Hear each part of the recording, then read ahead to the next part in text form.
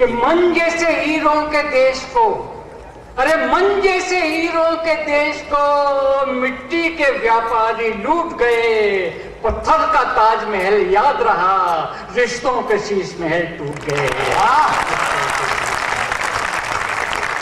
मुझको सांपों ने नहीं आदमी ने काटा है। हाय हाय कि दुनिया के सबसे उच्च कोटि के नीच लोगों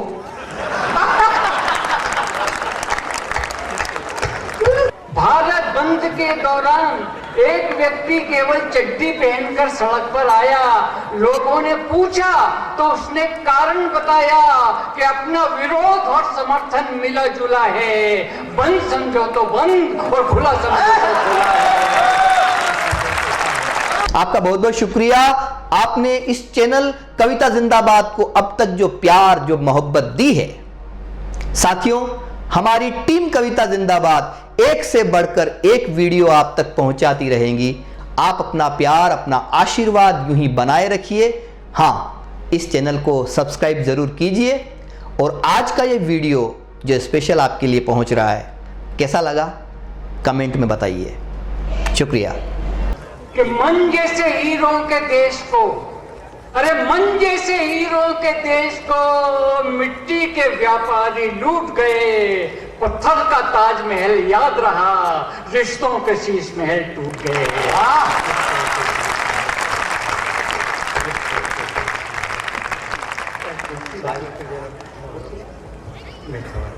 मैं एक आज्ञा चाहता हूँ, माणिक जी के लिए कुर्सी की व्यवस्था, उनकी बहुत बहुत थके हुए हैं।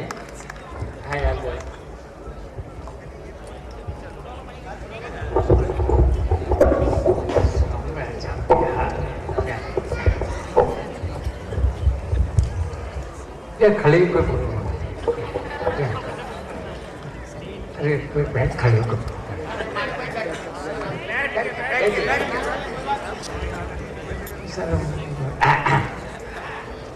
देखिए, अभी मेरे बहुत प्यारे भाई ने गीत सुनाया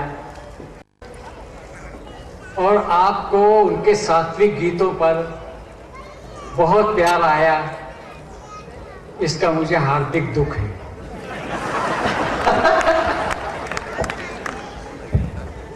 इतना अच्छा भी नहीं लिखना चाहिए।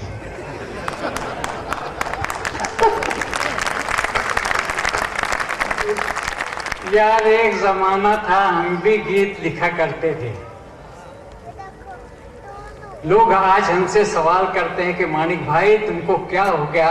सोरेन जी या हम जो हाथ से कभी बैठे हैं अजात शत्रु, लोग कहते हैं कि यार तुम लोगों को क्या हो गया, व्यंग्य बैंक दिखता है हिंदुस्तान में, गीत क्यों नहीं लिखते। तो मैंने उनको 4 पंक्ति 4 शेरों में दिया है जवाब। और मैं समझता हूं कि जवाब एक पंक्ति अगर आपको पसंद आए तो मुझे आशीर्वाद दीजिएगा। जवाब देखिए कि काना, अरे काना वंशी को न ठुकराए तो फिर गीत लिखूं। मैं गीत क्यों नहीं लिखता। और भरपूर प्यार चाहिए पूरे सदन का मुझे। बात देखिए कि काना, अरे काना वंशी को न ठुकराए तो फिर गीत लिखूं। राधा सड़कों पे नहीं आए तो फिर गीत लिखूं। मेरा आना धन्य हो गया। मुझे बहुत अच्छा लगा कि दरअसल आपने उस बात को समझा कि काना भैया, जब मेरे डिस्टर्ब बोल रहा हूँ भाई साहब, थोड़ी देर के लिए निकल जाए। ये अपना माल बेच रहे तो अपना माल बेच रहा है। वो गीता में कृष्ण ने भी यही कहा था अर्जुन से, अर्जुन अयम चापी त्वयम चापी, तू भी चाय पी मैं भी चाय पीता हूँ, लेकिन तू भी साइड में ले जाए इसको। एक बार तालियां बजाइए माणिक जी के लिए। अरे बहुत बहुत मेरा बहुत प्यार करते कि काना, काना वंशी को न ठुकराए तो फिर गीत लिखूं। राधा सड़कों पे नहीं आए तो फिर गीत लिखूं। व्यंग्य लिखता हूँ विदूषक ही सही फनकारो, अरे आदमी आदमी बन जाए तो फिर गीत लिखूं। एक एक पंक्ति पर माता बहनों का सबका प्यार चाहिए कि व्यंग्य लिखता हूँ विदूषक ही सही फनकारो, अरे आदमी आदमी बन जाए तो फिर गीत लिखूं। मुझको सांपों ने नहीं आदमी ने काटा है। हाय हाय हाय। मुझको सांपों ने नहीं आदमी ने काटा है, ये जहर काश उतर जाए तो फिर भी काना वंशी को न ठुकराए तो फिर भी हम गरीब मोहन सिंह, मुझसे कोई मतलब नहीं कि प्रधानमंत्री कौन है, सोनिया जी हैं कि मनमोहन सिंह है, ये तो मैं नहीं बताऊंगा आपको, लेकिन उनसे निवेदन करता हूं, हम गरीबों के यहाँ आज भी अंधेरा है, हम गरीबों के यहाँ आज भी अंधेरा है, कोई सूरज को ये बतलाए तो फिर देखिए इस बयाबां में किसी पेड़ का साया भी नहीं, इस बयाबां में किसी पेड़ का साया भी नहीं, अरे माँ का आंचल मुझे मिल जाए तो फिर देखूं कानावंशी को न ठुकरा है। और भैया जगदीश, मेरे छोटे भाई, बहुत प्यार से आपसे एक निवेदन कर रहा हूँ कि गीत लिखते हैं वही लोग जिनको फुर्सत है।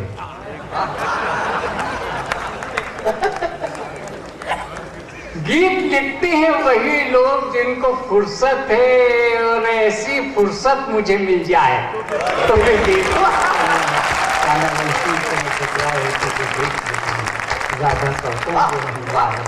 तो फिर अब ये तो हो गया मेरी बात, अब मैं असली अपनी औकात पे आता हूं।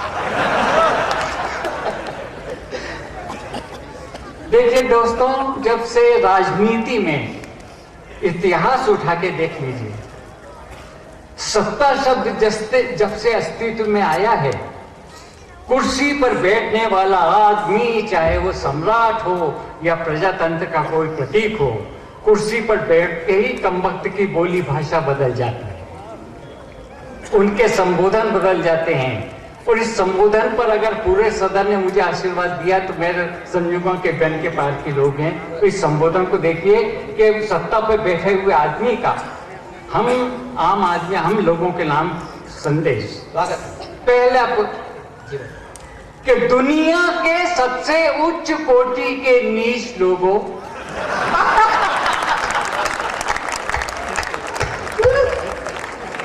ये हमारे लिए कि दुनिया के सबसे उच्च कोटि के नीच लोगों शराब पीते हो, शर्म नहीं आती? दोस्तों, व्यंग अगर हो तो मुझे आशीर्वाद दीजिएगा कि दुनिया के सबसे उच्च कोटि के नीच लोगों शराब पीते हो, शर्म नहीं आती? अरे भूख का नशा क्या कम होता है? भूख का नशा क्या कम होता है जो शराब पी के मरते हो, अपनी संस्कृति को बदनाम करते हो? अरे मरना है तो भूख से मरो, अपनी संस्कृति का नाम ऊंचा करो, ये चरित्र को ऊंचा उठाने का दौर है। और हम पिए तो हमारी बात और है, हम पिए तो हमारी बात और है, हम पिए तो हमारी बात। बेटा, भैया भैया में तो आसान,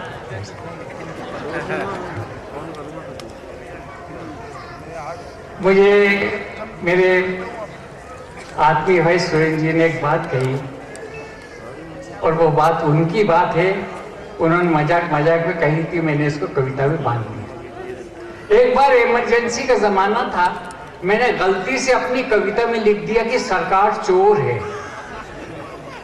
एक थानेदार ने मुझे फौरन अंदर कर दिया, बोले बेटा सरकार को चोर कहते हो? मैंने कहा भैया ये मैंने कब कहा कि पाकिस्तान की सरकार चोर है या हिंदुस्तान की सरकार चोर है? थानेदार बोले बेटा जैसे हम जानते नहीं कि सरकार कहाँ की चोर है।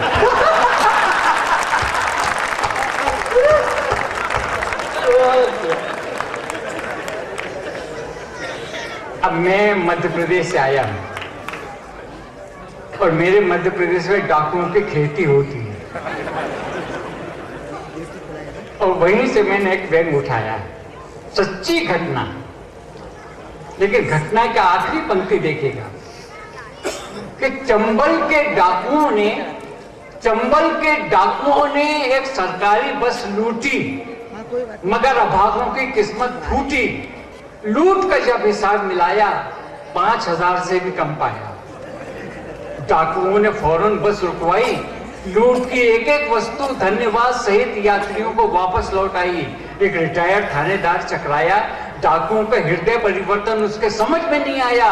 बोले बंधु आज ये उदारता कैसी? डाकू बोले उदारता की ऐसी की तैसी, हमारे पल्ले का ठेंगा पड़ता, 5,000 तो थाने में देना पड़ता।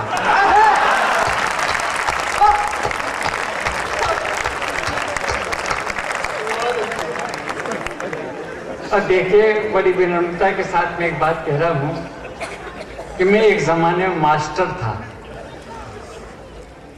मैंने 12 साल तक इस पीड़ा को भुगता और ये व्यंग कहने के बाद नौकरी छोड़ दी। छोड़ी नहीं, मुझे हटा दिया गया। अब देखिए, 2-3 चीजों को याद रखिए। ये मध्य प्रदेश का व्यंग है, मेरे प्रदेश का, राजस्थान, मध्य प्रदेश की मिट्टी की ओर से राजस्थान की मिट्टी को प्रणाम। और व्यंग देखिए एक मास्टर का। देखिए, हिंदुस्तान का शिक्षक जब पहली तारीख को भूगोल पढ़ाएगा तो हिंदुस्तान के नक्शे में से उसको सब चीज ठीक ठीक नजर आएगी। और जब वो 30 तारीख को भूगोल पढ़ाएगा तो नर्मदा कहीं, गंगा कहीं, सब कुछ इधर उधर नजर आएगा। अब देखिए बहन जी, मजा नहीं कि सरस्वती के मंदिर की सीढ़ियों पर, सरस्वती के मंदिर की सीढ़ियों पर आने वाली पीढ़ियों पर हम आंसू बहा रहे थे, वो शिक्षक भूगोल पढ़ा रहे थे। अब 30 तारीख का भूगोल देखिए कि बच्चों जानते हो, जिसने पापियों को छूते ही कर दिया चंगा, वह पति पावनी गंगा अमरकंटक पहाड़ से निकली है। कि मध्य प्रदेश में अमरकंटक पहाड़ से निकली है। विंध्याचल की चोटी पे चढ़कर राजस्थान को क्रॉस करती हुई, रेगिस्तान को साफ करती हुई भोपाल के ताल में गिरी है। साहब बोले आपकी मति फिरी है, बच्चों को गलत ज्योग्राफिया पढ़ाते हो, गंगा को अमरकंटक से बहाते हो, आपके पागल होने का भय है। गंगा का उद्गम तो हिमालय है। शिक्षक बोले आपके लिए होगा, अरे हमें तो 150 तनख्वाह मिलती है, गंगा यही दिखती है।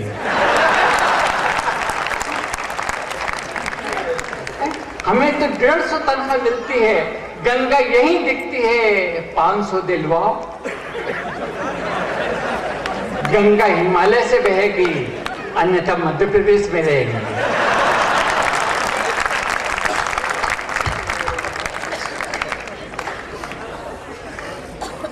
अब एक 2 छोटे छोटे व्यंगों कि बेकारी से तंग आकर मैंने कंधे भिखारी के कटोरे से अठन्नी उठाई। बेकारी से तंग आकर मैंने कंधे भिखारी के कटोरे से अठन्नी उठाई और उससे पूछा कैसी तबीयत है बड़े भाई? भिखारी बोला अभी तक तो ठीक थी।